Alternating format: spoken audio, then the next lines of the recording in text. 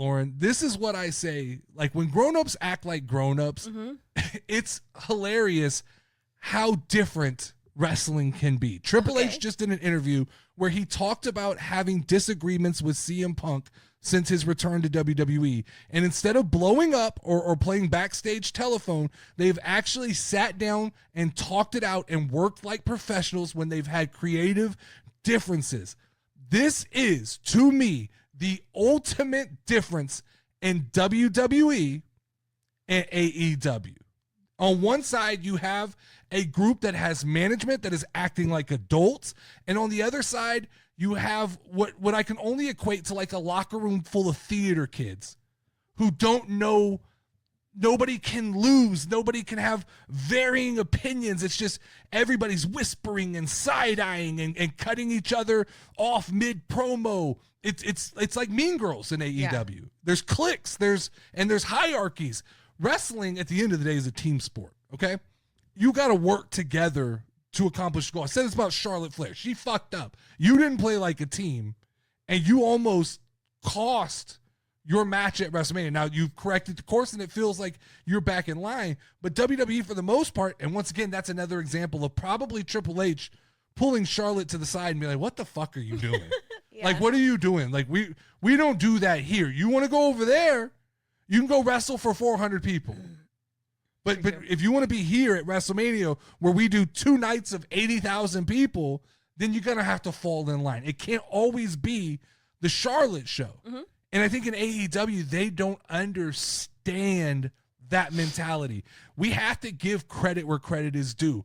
Triple H deserves his flowers, deserves a standing ovation.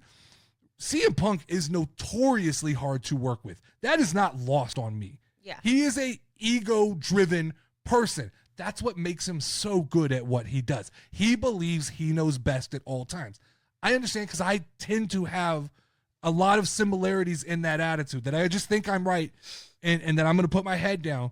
And when people don't listen, there's an era of frustration. But you'll admit when you're wrong. Sure. And if when someone handles that, when someone You're good. handles that accordingly and goes, let's sit down, let's talk about it, let's figure out what you don't like. Typically, I can tell you from experience, the gap is not as big as you thought it was. It's just a few, oh, you don't like that part? Well, we were kind of questioning that part. We'll change that. Now you like the creative? You do? Cool. Boom. Problem solved. Show's improved. That's what it feels like to me.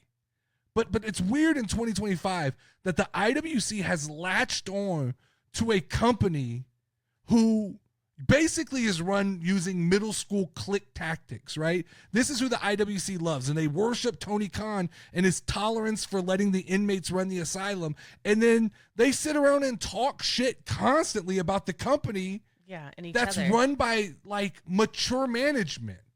Mm-hmm. That doesn't make sense to me. That's the part that I struggle with, is why WWE is villainized so much by the IWC. Look, I think people have different personalities, and for them to be like man enough to sit there and be able to talk to each other and like hash it out, it makes a world of difference. It's why he has been so successful in WWE versus his run over there. Sure. That's exactly right. I mean, it is the difference in knowing that someone is volatile. Mm-hmm. Nobody's saying he gave in to him. No. Nobody's saying that Triple H is allowing CM Punk. That conversation, I guarantee you, was a give and take. Okay, I see you don't like this part, but just trust me, right? Mm-hmm. And now I hear what you don't like. Let's move that a little bit. Let's fix some of that stuff that's not working. Yeah. And let's find a happy medium where we think this can work together, and let's go forward. And it looks like it's been successful up until now. Like, CM Punk's run has been incredibly successful up until now, and I would guarantee you that it is a combination of him having the ability to voice opinions and of him also being treated like an adult, so that when things don't go his way, he at least feels heard. And if it doesn't work, he can come back and go, not fuck you, I told you so, but that's what I was talking about. Like, that part of there, I don't feel like that's hitting. That Tony Khan tries to avoid confrontation so much that is what allows, I feel like he sometimes, do you feel like that? Like, he tries to avoid confrontation and then allows everybody just kind of do what they want? So I've had basketball coaches, at every level, high school, college, middle school, every level. I've had coaches who have the Tony Kahn personality, and that is they tell everybody what they want to hear, right? Yeah. So you come, coach, I'm not getting enough shots. Well, you should shoot more. No, you should tell that guy you don't shoot very well. Don't shoot again, right? Yeah. In wrestling, I think that somebody comes with an idea to Tony Khan and he goes, sure, we'll do that. And then the Young Bucks come and they trump them in the hierarchy. And so they go, no, don't do that. Do what we want to do. And he goes, okay, we'll do that. Yeah. And so you have a bunch of guys who run around thinking, well, you said we were going to do it my way. Yeah. We're going to do it their way. And I think that's what pissed CM Punk off was CM Punk had a very clear vision for what he thought success looked like in AEW. Mm-hmm. And I think it started with Tony Khan going, yeah, I love these ideas.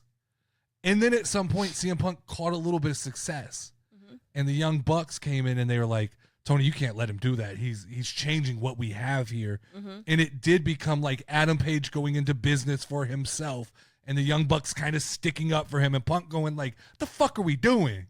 Yeah. Like, this is a team game. We've got to build towards a goal. And you guys are all trying to undercut my legs. So then they moved him to Collision. Mm-hmm. He got Collision going. I was watching Collision, right? Yeah, we were. I was only watching Collision when it came to AEW because I thought, oh man, the presentation, CM Punk, it seems to be a very CM Punk driven show.